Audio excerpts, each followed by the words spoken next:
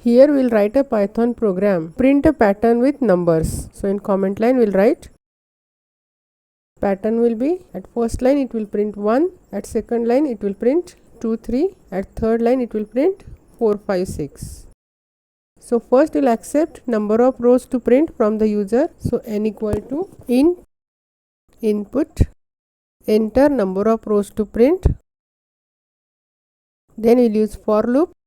So for I in range 0, n, and inside this for loop we will use another for loop for j in range 0, I plus 1.